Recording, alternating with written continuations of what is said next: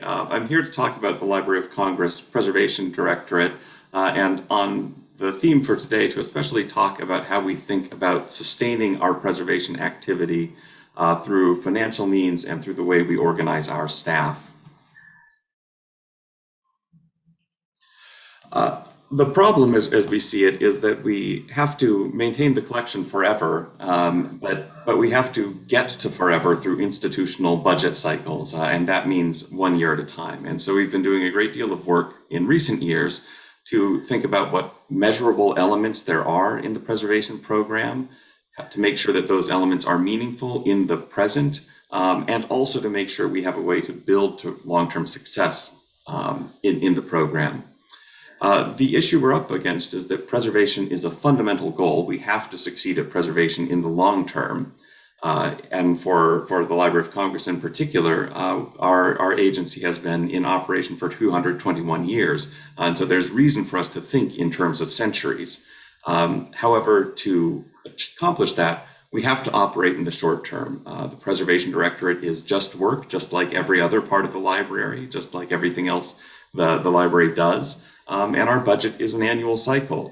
For those of you who are interested in how states fund and manage their activities, for example, our law requires funds to be obligated during the fiscal year that they are approved for, and then to be expended within 12 months of that obligation date. So if I receive a budget on October 1st of 2022, I have 12 months during which I can obligate those funds to a purpose, for example, spending them on a contract.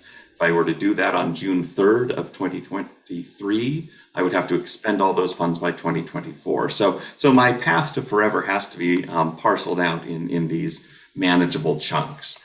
And that means we have to be thoughtful about how to compare and think about costs. I'm showing you some real data, and I'm not talking about the particular aspect of our program these represent. But I think this is a useful illustration for us when we were looking at different approaches we might take to solving some preservation problems. We had one strategy, the blue line, that we considered as a viable alternative to a second strategy, the yellow line that actually had two elements to it, a contract and some internal investments. When we look at those two strategies, over the course of 11 years, the cost of implementing the first strategy in blue was 2 times less. By 20 years, 3 times less. But it's not necessarily apparent if we look at any 1 year how those costs are going to play out. And our work on this drove us to developing a substantially more robust framework for thinking about our programs. So today I'll speak to you a bit about how the program is structured, how we have organized at the Library of Congress, and let me note I'll be speaking about the Preservation Directorate. We have 2 complementary centers, the National Audiovisual Conservation Center for audio, video, and motion picture assets, and the Digital Collections Management Division for digital preservation of materials in digital format. After I give you an overview of the Directorate, I'll talk you through our work in progress, how we've been developing a framework for sustaining and improving our preservation efforts. I'll talk about how we draw boundaries around those different areas of activity and how we examine them to understand they are suitable to the library's purposes. I'll talk about our cost study work, how we are looking at both total cost and cost effectiveness of those activities. And then I'll talk about how we have organized our staff and built our staffing plans to enact these activities. The Preservation Directorate at the Library of Congress is approximately 220 staff. We're organized into 4 divisions. The largest group, Collections Management, is responsible for inventory control of the collections. They operate our storage facilities. They plan for space for the collections. They handle all the logistics, delivering the collections where they need to be used, and they work on assessment of the collection and storage facilities. The Conservation Division is responsible for assessment and treatment of the physical collections. They prepare materials for exhibitions. They are critical in our digitization program to make sure materials are ready for digitization. They oversee environmental control standards, procure supplies, provide emergency response, and have research and technical development programs to improve the state of practice in conservation. The Preservation Services Division manages our large-scale service contracts, including reformatting, deacidification, aftermarket commercial binding. In association with that, they build most of the information and productivity and workflow systems for our directorate, and they do the assessment and project development required to support that. Then finally, our Research and Testing Division is our scientific division, research projects, analysis of materials. They develop quality assurance plans for the materials we buy, the construction materials we use, and help in standards development. In the past, we've reported on the Directorate using some large numbers, 6 to 9 million preservation actions per year. When I arrived at the library and we began to do some self-study of the program, though, we started to realize that reporting just the number of actions was hiding a lot of what the program did. We were really reporting on our reformatting program and the millions of pages of newspapers and legal gazettes that we reformat. We would certainly talk about storage facilities, which are a critical part of collections management. We would talk about conservation treatments, but many of our important activities were hidden when we looked at them just in terms of countable numbers, and we wanted to correct this. So when we look at the mission of the library to engage, inspire, and inform Congress and the American people with a universal and enduring source of knowledge and creativity, we found places to take guidance. When we think about those words universal and enduring, we think about not just the time for preservation, but the potential uses of the collection. And we begin talking about the preservation program as an activity that keeps that universe of options available. As others have said, and I think our language mirrors what we've heard from other programs today, we do that using established technologies. We engage in research and education so that we continually explore new approaches and try to keep the profession healthy and add to our knowledge about the collections. In making this work, though, and taking it from the mission to the programs, we found that we really had to begin at the bottom and look at the activities we were capable of, the capabilities we had, and then begin to build up to see whether we were aligned with mission. And that's the framework I want to take you into now and explain how we are looking at costs and suitability of the preservation program.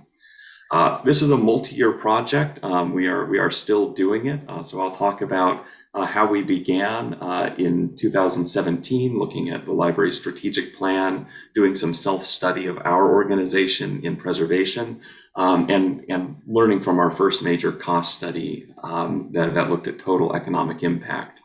I'll talk then about how we have reorganized the Directorate and done some work to rebalance our budget and align it more effectively, and how that has carried us into what I'm presenting on today, which is our framework for sustainable cost assessment.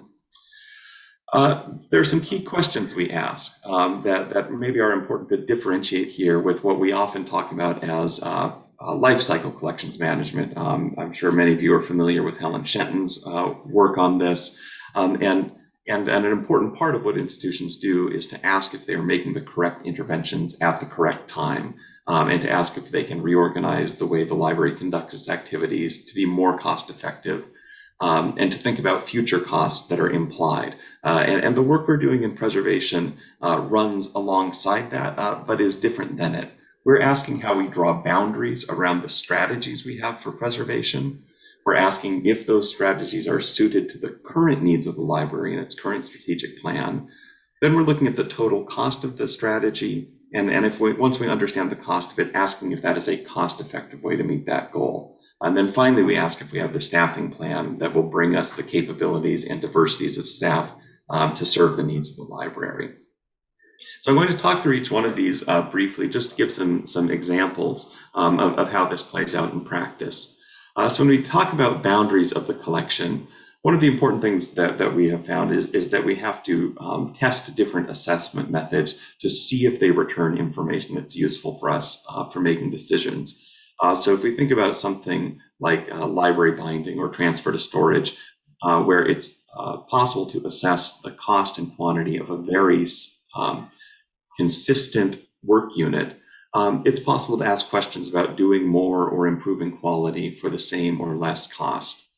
When we think about other parts of our program that are central to our effectiveness and preservation, that type of assessment fails. And it's more important for us to think about the capabilities that we make possible. So the measure of conservation is not necessarily how many treatments they do, but whether the library activities that rely on conservation, exhibitions, consultation of the collections, are made possible by the conservation program. This helps us get out of some classic dilemmas in preservation administration. Some things are very simple to cost, a per-page cost of digitization. Others are very complex. And so we've really tried to be very conscious of having a decision-making framework. And I've often actually had recourse to this work by Snowden, Kurtz, and Boone on sense-making to make sure that when we have a simple process that we assess it correctly, but when we look at other types of processes, that we bring the right assessment tools to them and that we focus on the outcomes those processes achieve rather than the outputs of a production process. Once we've drawn boundaries around these preservation strategies and understood the proper way to assess them, we can start thinking about how they engage with the library's strategic goals. So to give you some examples, the current strategic plan that runs through 2023 includes a separate digital strategy because of the emphasis on digitization in the collections. It has been necessary for the Preservation Directorate and the Conservation Division to have a plan to prepare materials at scale for digitization. So the investments we make in that are clearly linked to and guided by the library's strategy. The visitor experience to the library is an important part of the strategic plan. Where we expect to, as COVID recedes, have a dramatic increase in digitization, millions of people per year. And to support that, we've hired our first objects conservator. We've improved processes for microfade testing, knowing that exhibition will be important. And we've looked at how we do design of exhibition cases. Youth and non-scholarly audiences are an important focus in the current plan. That's led us to launch a blog for an informal communications platform. We've developed workshops for kids. We've adapted heritage science for classroom lesson plans. So those strategies are suited to the current needs of the library, but they are also areas that we've chosen because they help us build capacity so that we will have more options in the future. So to do digitization at scale, we've also had to develop new collection assessment methods, and we've had to have a new protocol for creating care and handling instructions, something that will be useful in future strategic plans that we have not even begun to develop yet. Hiring an objects conservator supports the visitor experience goals of the library, but it also expands the core capabilities we have for conservation. Launching a blog helps us reach a non-scholarly generalist audience, but it also means that we have a useful communications tool that we'll be able to repurpose in the future. When we've addressed these two issues of how we draw the boundaries around a preservation strategy and how we assess its suitability, we can move on to thinking in a useful way about costs. As we do this, there are many commercial business metrics that we've found valuable, or at least near analogs to them, looking at known and hidden costs of production and operation, looking at minimum viable cost for operations or staffing, whether I have 2 conservators or 20 conservators, they still need a lab, I still need to build that facility.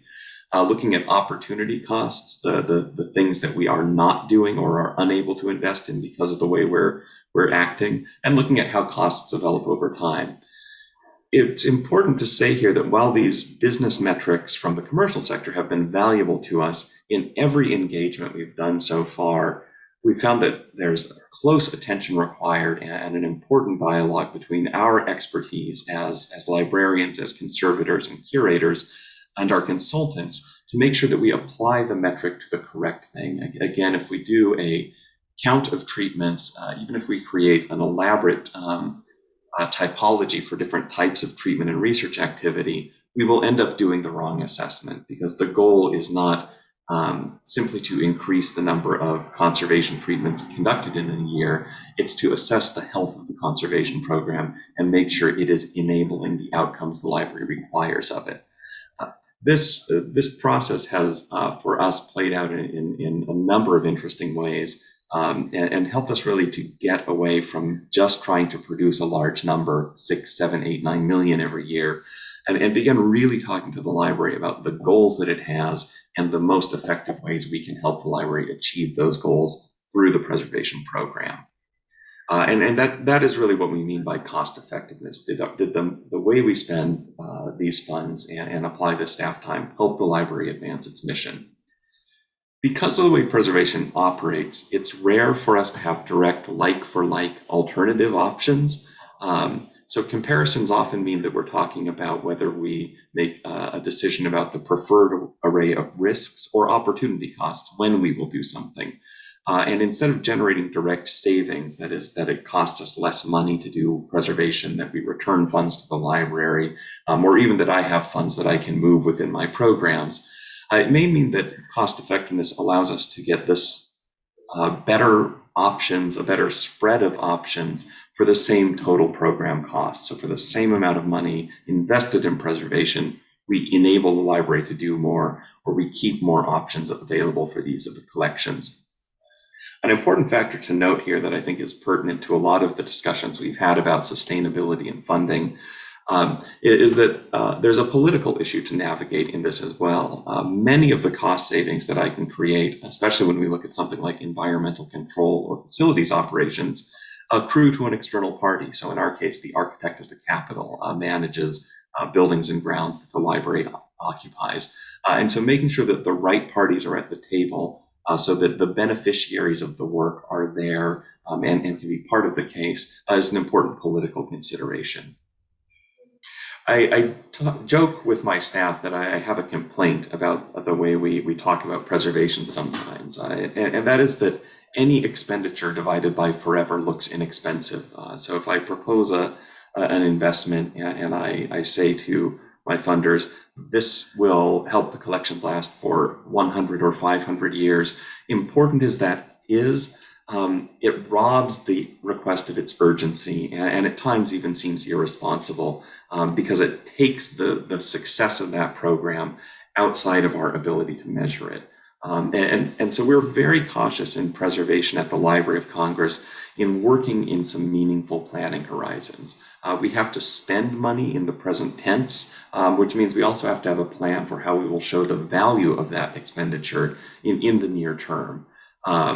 So we're trying to avoid saying that in a long time this item will still exist, and instead to say in a meaningful amount of time we will have similar or improved options for use of this resource compared to the present. The presentation we just heard on collections demography is actually very useful in this regard, in helping us show over time where we begin to lose options, and so that we can think proactively about where to make interventions and understand where those interventions are going to be most critical. As we've done this work, we have empirically, just by observing how our activities develop, found that there are several planning horizons that matter and are effective to us. One of those we talk about is the near term, about 3 years. For us, that's the length of 1 or 2 budget cycles to think about what we need, make the case for those funds, and then apply them to a project. 3 years happens within a single strategic planning cycle. We operate with 5-year strategic plans. And it's also in scope for our staff in their individual performance plans. They can think about work they want to do over the course of 3 years and have a sequence of performance plans where we can commit to giving them the time they need to do the work, and they can commit to achieving certain results on it. We also think about medium and long-term horizons. And again, we find this medium term at about 11 years. That takes us across 2 strategic planning cycles. So it's meaningful to say the decisions we're making today ensure that through the current strategic plan and the next strategic plan into the unknown future that we can recognize, we will have the same options for the collection available. We can build those medium-term plans out of a couple of 2 or 3 near-term efforts, which helps us in making the case for preservation resources. There's a beginning, there's a middle, and there's an end. And we also find that this horizon of about 11 years is useful for career planning.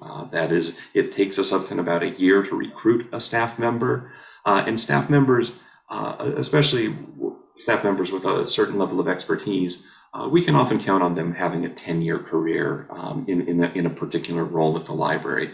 And so this helps us think constructively about the staff we need to recruit now so that 10 years from now, where we still have the knowledge and capabilities the library requires. We do think about a longer term planning horizon, but for us that really, the utility of that, we've seen it start to trail off at about 40 years. That's the length of an entire person's career from completing their education to retirement. And we've been able to track the work that individuals have accomplished across career scopes like that. It's also the depreciation cycle for a capital facility. So it's a time frame that is meaningful to us as practitioners, but that also aligns with the way governments and institutions account for their money. And since preservation is often facility and workspace intensive, it's been useful for us to think in that time horizon as well. As we do this, we can start to have some more sophisticated and compelling ways to think about preservation. This is the data I showed earlier. And when we look at it in a short time horizon rather than a long time horizon, it becomes more apparent how the possibility of hidden costs occurs. Year one looks very bad for strategy number one. It's a great deal more expensive than the other strategy. When we pull this out over time, though, we begin to see, one, how strategy one plays out better, but we also see the risk that if we examine only a single year and don't have a sense of planning horizons, strategy one will seem 6 times less expensive. This is where total cost and cost effectiveness come together, because we have to understand a minimum viable cost. There's a big year one startup cost to doing this. And so we have to have a way to talk about when that cost will accrue and when we will see that cost pay off so that we can invest in what is actually the most sustainable strategy. To make that all happen requires a lot of people. So I want to talk you through briefly what we did to reorganize the Directorate.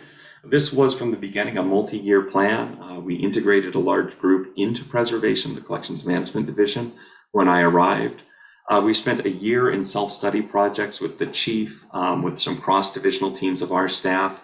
And I spent some time doing 360-degree reviews with staff in the library to understand how they perceived preservation and its leadership and direction. In the third year, we had meetings with subject matter expert staff and workshops with them to think about how we might operate. And that led to actually doing a reorganization proposal in fiscal year 20. Fiscal year 20 was not exactly the year we expected it to be, thanks to COVID.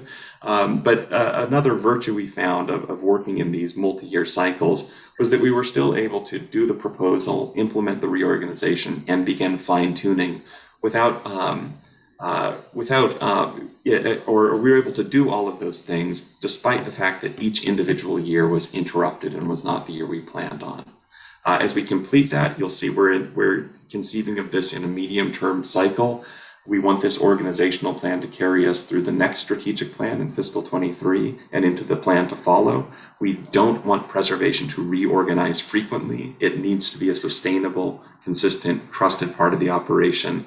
And so making these staged investments in its organization helps make sure that the services we offer are sustainable and that the people who rely on us throughout the library to provide those services understand who we are and how to work with us. Doing that reorganization let us act on a couple of goals. One was to have a good balance of autonomy and interconnection between the divisions.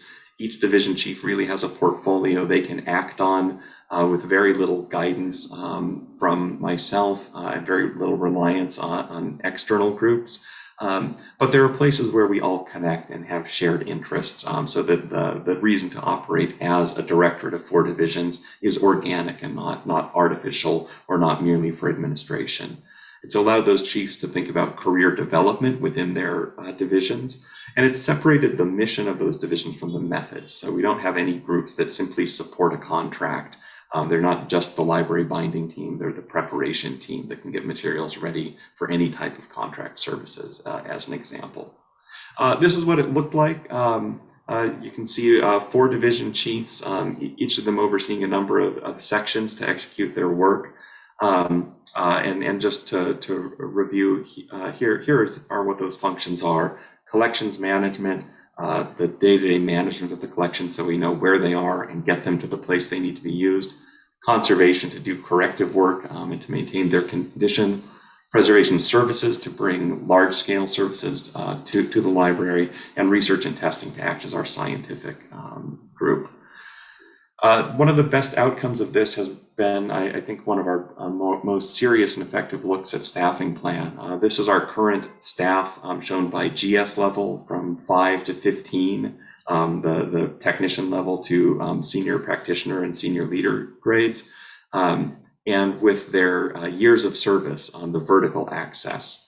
And this has allowed us to look at all of our divisions, and all chiefs now are developing laddered tracks so that we have thought proactively about having jobs in place that people can enter in the short term or in the medium term, and that for us as a national library will still ensure that we build the long-term knowledge that we need to care for the collection. And so this framework for planning has allowed us to take these complicated projects of centuries and decades and begin acting on them in the present with the resources that we have available to us in ways that give us confidence we'll succeed in the future. So with that, let me conclude. And thank you. My apologies for the technical difficulties, and I'll hope that I can answer some questions here in the session. And of course, any questions about this or other aspects of the preservation program, you can also reach us afterwards through our Ask a Librarian page. We hope you'll take a look at our blog and our online resources. Thank you. Thanks, Jacob Nadal. Vielen, vielen Dank. Ja, vielleicht eine Frage an dieser Stelle, Jacob, nämlich welchen Stellenwert hat denn der konkrete Erhalt der Originale in einer Einrichtung wie Ihrer, also der Library of Congress? Ist die Erhaltung überhaupt umstritten, auch hinsichtlich personeller und Haushaltsressourcen? Müssen Sie sich auch immer wieder rechtfertigen für das, was Sie da tun? Yeah. There's no dispute about the value of originals and the importance of preserving them. The library has always devoted resources to conservation, and Congress continues to take an interest in the care of originals. What is difficult is that our budget is finite. And so even though the support is consistent and there's no opposition to it, it's important for us to make a very compelling case about how we will accomplish it. And especially as we begin to look at major investments we'd like to make, things like renovating a conservation laboratory, building a new storage facility. It's important that we go to our funder, Congress, as they appropriate taxpayer dollars for us, and can make them a strong case about how our work will accomplish the preservation of originals. But for the library, the commitment to primary source materials is very strong. And even as we develop a digitization program, there's strong acknowledgement in the library that without the originals, there is nothing to digitize. And conservation has been central in our digitization programs. They review and prepare every item before it goes for digitization. So it comes with care and handling notes to the staff that do digitization, and so that we make that available in the best way possible. Vielen, vielen Dank. Hier kam gerade noch eine Frage aus dem Plenum von Matthias Strilic. Thank you for putting long-term preservation into perspective. Hat er mir hier auf einen Zettel geschrieben. With a 40-year horizon, what material collections were prioritized for conservating at the library? Could you tell us something about? Yeah.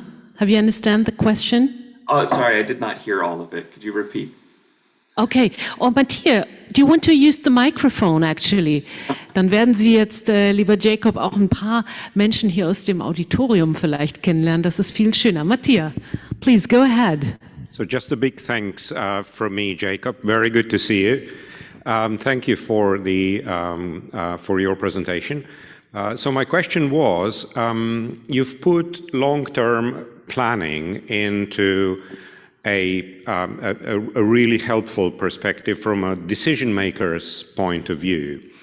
From a conservation point of view, I wonder what your 40-year long-term horizon means in terms of prioritization of certain collections over others. What were the outcomes on a practical level? That's what I wonder. Yeah, thank you, Matthias. Let me send greetings to you also from many of my staff who have enjoyed working with you on a variety of projects. And say that you are correct. I'm speaking very much as a decision maker, and I'm coming to you in a casual shirt from a home office. But normally I am a guy in a tie looking at spreadsheets. As I talk to the conservators about how we prioritize, I think one of the most important outcomes for myself in that conversation has been to recognize that we always have a multi-factor decision. So the priorities are really set by the librarian's plans for exhibition and interpretation of the collection. So the first question we're asking every year is, which items does the library intend to use and how does it intend to use them? And from there, we look at additional work that follows naturally along with that. And this is where having some sense of these time horizons become useful, because it gives us as the preservation voice of the library a way to speak back about additional priorities that are important. So there's a certain amount of work that we will be asked to do simply to support the exhibitions, the loans, the research that the library seeks to do in that year. And this allows us to come alongside that and say, good, in addition, the work we are doing is complementary to or could also support some other aspects of work. And we think those are important because within the next 10 years, within the next 40 years, there are conservation priorities for these materials. And so it lets us give a little more voice to the collection, but in a timeline that library decision makers and budget makers can feel comfortable responding to.